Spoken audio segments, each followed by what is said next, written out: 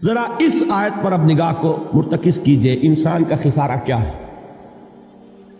دیکھیے، سب سے پہلے میں آپ کی توجہ دلاؤں گا، ذرا آنکھیں کھول کر قلب حساس کے ساتھ نوع انسانی کا مشاہدہ کیجئے، کیسے کیسے دکھ، کتنی تکلیفیں، کتنی محنت، کتنی مشقت ہے جو ہر انسان کا مقدر۔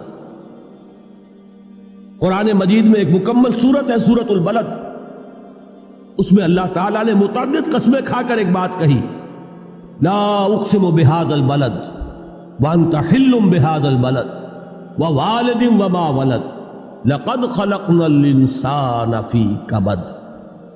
ہم نے انسان کو مشقت ہی میں پیدا کیا، یہ مشقت ہر انسان کا مقدر ہے۔ لوگ گھروں کو چھوڑ کر آئے ہوئے ہیں، کہاں کہاں انسان جاتا ہے، یہ اس دنیا میں محنت اور مشقت۔ ہاں ایک مغالطہ ہو جاتا ہے کہ شاید یہ محلوں میں رہنے والے جو ہیں انہیں کوئی مشقت نہیں، انہیں کوئی دکھ نہیں، حالانکہ حقیقت یہ نہیں ہے۔ جو جتنا امیر ہے آپ دیکھیں گے اس کی جسمانی مشقت کم ہے، ذہنی کوفت زیادہ ہے۔ ٹرینکولائزرز کی انہیں ضرورت پڑتی ہے، انہیں سیڈیٹیوز چاہیے، خواب آور دوائیں مزدور کو نہیں کبھی ضرورت پڑے گی۔ وہ 8 گھنٹے کی محنت کرنے کے بعد احساس ہوتا ہے کہ وہ صبح ہی کی خبر لے گا۔ اور یہ وہ لوگ ہیں کہ جن کو ہپنوٹکس، خواب آور دوائیاں، سیڈیٹیوز، مسکن ادویات، یہ سارا لیبلیم اور یہ ویلیم اور یہ فلاں اور یہ فلاں، یہ کن کے ہاں جاتے ہیں؟ ذہنی سکون اور اطمینان انسان کو حاصل نہیں۔ کسی کی جسمانی مشقت ہے، کسی کی ذہنی مشقت۔ میں آپ کو یاد دلانا چاہتا ہوں مہاتما گوتم بدھ کا معاملہ۔ 30 برس کی عمر میں کپل وستو کا شہزادہ محل کو چھوڑ کر نکل گیا، جوان بیوی کو سوتا ہوا چھوڑ کر گیا، شیر خوار بچے کو چھوڑ کر گیا۔ راجدھانی میں رہنے والا محل کا باسی، جسے یہ معلوم ہے کہ باپ کے بعد مجھے یہ سلطنت ملنے والی ہے، کیوں گیا؟ کبھی کبھی آپ نے سوچا؟ اس نے انسان کے غم اور دکھ کا مشاہدہ کیا۔ اس نے دیکھا کوئی اندھا ہے، ٹھوکر کھا کر گر رہا ہے، کوئی والدین کھڑے ہوئے رو رہے ہیں اور ان کی نگاہوں کے سامنے ان کا نہایت محبوب بچہ دم توڑ رہا ہے اور وہ کچھ نہیں کر سکتا۔ اس نے سوچا یہ صدمہ کیوں ہے انسان کا، یہ دکھ اس کا مقدر کیوں ہے؟ اس صدمے سے، اس دکھ سے نجات پانے کی بھی کوئی شکل ہے کہ نہیں؟ انسانوں کی ایک عظیم اکثریت، شاہ ولی اللہ دہلوی رحمۃ اللہ علیہ کے الفاظ ہیں کہ وہ لدو اونٹ اور کولو کا بیل بن کر زندگی بسر کرتی ہے۔ جو 8 گھنٹے تک اینٹیں ڈھو رہا ہو، اس شخص کا تصور کیجیے آپ، وہ واقعی انسان ہے یا حیوان بن گیا ہے؟ اور 8 گھنٹے کی اس محنت کے بعد بھی ہو سکتا ہے کہ 2 وقت کی روٹی اسے پوری نہ ملے۔ اور یہ تو ہو سکتا ہے، نہیں ہوتا ہے کہ اگر بچہ بیمار پڑ گیا ہے تو شاید کوئی برتن بیچے بغیر اس کی دوا کا سامان نہ کر سکے۔ ایسا شخص کتنے بوجھوں تلا دبا ہوا ہے، کتنی مشقت کے اندر پسا ہوا ہے۔ لدو اونٹ اور کولو کا بیل، انسانوں کی عظیم اکثریت اس سطح پر زندگی بسر کرتی ہے۔ لیکن آپ کو معلوم ہے کہ کولو کے بیل کے لیے مشقت ہی مشقت ہے، اس کے احساسات یہ نہیں ہیں جو کہ ان سے انسان کو جو صدمہ پہنچتا ہے۔ ایک بیل کو اس سے کوئی غرض نہیں کہ اس کا کوئی بچہ بھی تھا کہ نہیں تھا، اس کو کوئی بخار ہوا ہے یا کیا ہوا ہے، اس صدمے سے وہ بیل بچا ہوا ہے۔ گھوڑے کو کوئی پتہ نہیں کہ میرا بھی کوئی اولاد میری ہے یا نہیں ہے اور مجھے اس کا کوئی صدمہ ہے یا دکھ ہے، کوئی پتہ نہیں۔ لیکن انسان کا معاملہ یہ ہے کہ والدین کو جو جو دکھ دیکھنے پڑتے ہیں اپنے بچوں کے لیے، اپنی اولاد کے لیے۔ رات کی نیند ہے حرام ہے اس لیے کہ بچہ بخار میں تپ رہا ہے یا درد سے تڑپ رہا ہے، لہذا نہ ماں سو سکتی ہے نہ باپ سو سکتا۔ میں نے ایک موقع پر دیکھا لاہور میں کیروسین آئل، اس زمانے میں ابھی سوئی گیس نہیں آئی تھی اور اکثر و بیشتر جو ہے یہی مٹی کا تیل جو ہے ایندھن کے طور پر استعمال ہوتا تھا، اس کی شارٹیج ہو گئی تھی۔ تو کئی فرلانگ لمبی قطاریں لگتی تھی ان دکانوں کے باہر، ڈپوں کے باہر، اور ایسے ایسے منظر بھی کہ ایک خاتون برقع پوش، ایک گود میں بچے کو لیے ہوئے، ایک کی انگلی پکڑے ہوئے، بوتل ہاتھ میں لیے ہوئے تیل کے لیے، اور کئی گھنٹے کھڑی ہے دکان۔ یہ مشقت انسان جھیلتا ہے کہ نہیں؟ غالب نے اس کا نقشہ کھینچا ہے کہ رنج سے خوگر ہوا انسان تو مٹ جاتا ہے رنج. مشکلیں اتنی پڑی مجھ پر کہ آسان ہو. ہم بھول جاتے ہیں، ورنہ واقعہ یہ کہ قلب حساس ہو اگر اور قید حیات و بند غم اصل میں دونوں ایک ہیں. موت سے پہلے آدمی غم سے نجات پائے کیوں. اچھا یہ تو ہوا لقد خلقنا الانسان فی کبد. حیوانات کا معاملہ ایک اور اعتبار سے آسان ہے. ان سے کوئی محاسبہ بھی ہے کیا؟ کوئی جواب دہی بھی ہے؟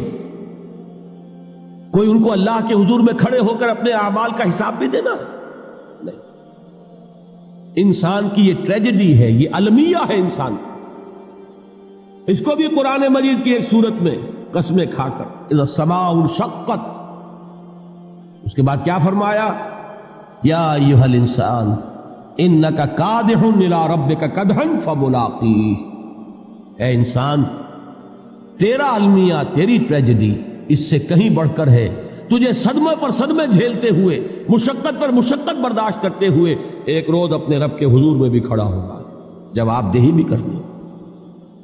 اس دن کے حساب سے، اس دن کے احساس سے جو بڑے بڑے ہماری امت کے عظیم جو گلے سرسبد ہیں، ان کا یہ حال آپ نے پڑھا ہوگا. حضرت ابوبکر صدیق رضی اللہ تعالی عنہ وہ ایک عجیب کیف کے عالم میں فرمایا کرتے تھے، کاش میں درختوں پر چہچہاتی ہوئی چڑیا ہوتا جس سے حساب کتاب نہیں ہوگا. کاش کہ میں گھاس کا تنکا ہوتا جو آج ہے اور کل آگ میں جلا دیا جاتا، ختم ہو جاتا. اس سے محاسبہ کوئی نہیں. وہ جس کے احساس سے کہ حضرت عمر جو ہے اپنے انتقال کے وقت سخت بے چین تھے. ان کے بیٹے حضرت عبداللہ ابن عمر رضی اللہ تعالی عنہما نے ان کا سر جو ہے وہ اپنے زانوں پر رکھ لیا تو کہا نیچے ڈال دو. ایک عجیب بے کلی اور بے چینی. انہوں نے کہا ابا جان آپ کیوں پریشان ہیں؟ آپ تو عشرہ مبشرہ میں سے، آپ کو تو اللہ تعالیٰ نے جنت کی بشارت حضور کے ذریعے سے اس دنیا میں دی. حضرت عمر فرماتے ہیں کہ خدا کی قسم اگر قیامت کے دن عمر برابر سرابر پر چھوٹ گیا تو بہت بڑی کامیابی تصور. یہ احساس جن کو ہوتا. حضرت علی کا حال کیا ہوتا ہے؟ ابھی جو آپ نے حافظ صاحب سے سنا، یہ حضرت علی کا معاملہ ہے کہ ایک تیر پیوست ہو گیا تھا، کسی طرح نکل نہیں رہا تھا. حضرت علی نے فرمایا کہ اچھا چھوڑو مجھے، میں نماز کی نیت باندھتا ہوں. نماز کی نیت پڑھتے تھے تو لرزتے تھے، کانپتے تھے. کس کے سامنے کھڑا ہوں اور کس کے سامنے مجھے ایک دن جواب دہی کے لیے کھڑا ہونا ہوگا. لن تزولا قدم ابن آدم، حضور نے خبر دی ہے ابن آدم کے قدم ہل نہیں سکیں گے. جیسے مجرم کھڑا ہوتا ہے کٹہرے کے اندر، اس کٹہرے میں سے ہل نہیں سکو گے حتی یسأل عن خمس، جب تک کہ 5 چیزوں کا حساب نہ لے لیا جائے. وہ 5 چیزیں کیا ہیں؟ کان کھول کر سنیے. عن عمرہ فیما افناہ، عمر کا حساب دو. یہ 80 برس اور 70 برس ہم نے تمہیں دنیا میں دیے، کہاں ضائع کیے؟ وعن شبابہ فیما ابلاہ، اور خاص طور پر جوانی کا دور، امنگوں کے دن، ولولے ہوتے ہیں، قوت ہوتی ہے، توانائی ہوتی ہے، آدمی چلتے ہوئے زمین پر پاؤں مارتا ہے، قوت جو ہے وہ اپنا اظہار چاہتی ہے. یہ جوانی کہاں گلائی؟ حساب دو، ایک ایک لمحے کا حساب دو. وَعَن مَالِهِ مِنْ أَيْنَ اكْتَسَبَهُ وَفِيمَا أَنْفَقَهُ، ایک ایک پائی کا حساب دو. مال کا کہاں سے کمایا تھا، حلال سے کہ حرام سے، اور کہاں خرچ کیا تھا، گل چھروں میں، عیاشیوں میں، یا نیکی کے کاموں میں، ادائے حقوق اللہ کے دین کے لیے. 4 سوال ہو گئے.